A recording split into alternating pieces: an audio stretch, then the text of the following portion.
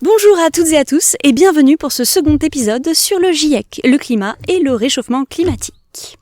Maintenant que nous savons ce qu'est le climat et sa différence avec la météo, les deux se regardant de façon régionale, mais le climat se regardant sur de plus longues échelles de temps que la météo, nous allons nous intéresser au GIEC et à l'IPCC et essayer de comprendre ensemble ce que c'est. Alors, en avant pour découvrir un organisme intergouvernemental.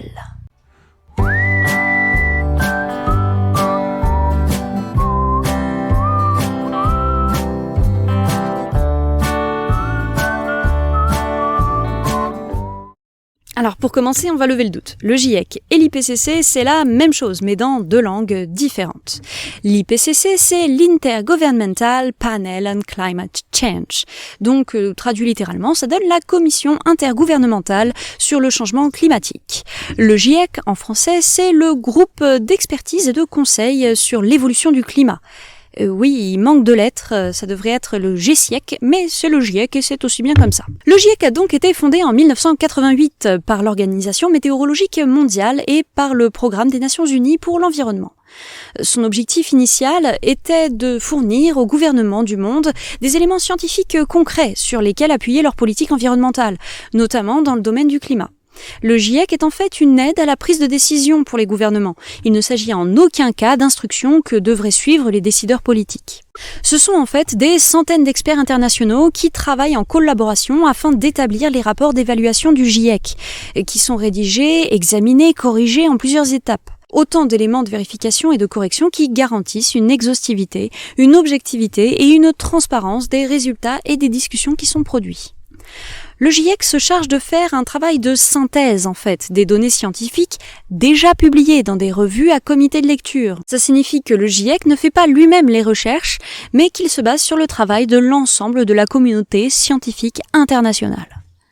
Les auteurs des rapports se répartissent en 3 groupes de travail. Le premier se concentre sur les bases en sciences physiques et apporte les données physiques les plus récentes sur le système climatique et les changements qui sont observés et enregistrés. Le second groupe de travail regarde les impacts, les adaptations et la vulnérabilité des écosystèmes, de la biodiversité et des communautés humaines face à tous ces changements. Enfin, le troisième groupe de travail se concentre sur l'engagement et l'atténuation du changement climatique, en étudiant notamment les sources globales d'émissions susceptibles de jouer sur le climat global de la Terre.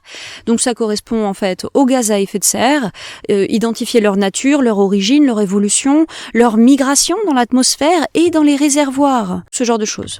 Il se concentre également sur les aspects sociaux, liés à l'atténuation des émissions de gaz à effet de serre. Si ça représente déjà un travail de synthèse colossal, ce n'est cependant pas tout.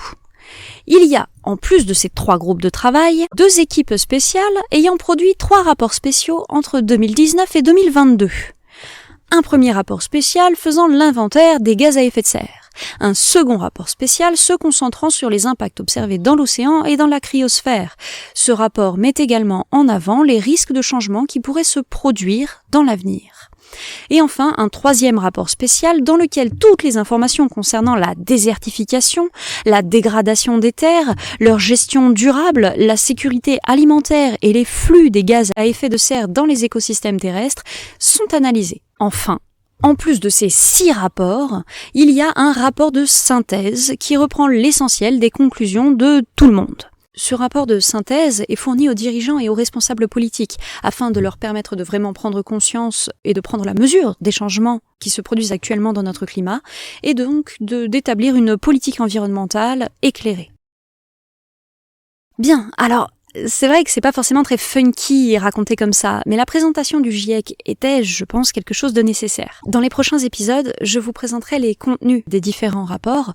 Alors bien sûr, ça va prendre beaucoup de temps, parce qu'un seul rapport de synthèse, par exemple, un seul rapport, non pas de synthèse, mais du GIEC, d'un groupe de travail, représente un petit millier de pages environ. On dire qu'il y a quand même pas mal d'informations. Les vidéos que vous allez voir dans la suite de cette chaîne seront des extraits, des petits morceaux que j'aurai synthétisés, vulgarisés et surtout illustrés. Car comme vous le savez, sur cette chaîne, j'aime beaucoup mettre des illustrations, des images pour parler des différents sujets que j'aborde.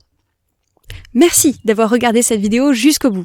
Si elle vous a plu, n'hésitez pas à la liker, à la partager ou encore à laisser un commentaire, ça fait toujours plaisir. Si le contenu que je produis vous intéresse et vous plaît, n'hésitez pas à vous abonner à la chaîne et à activer la petite cloche.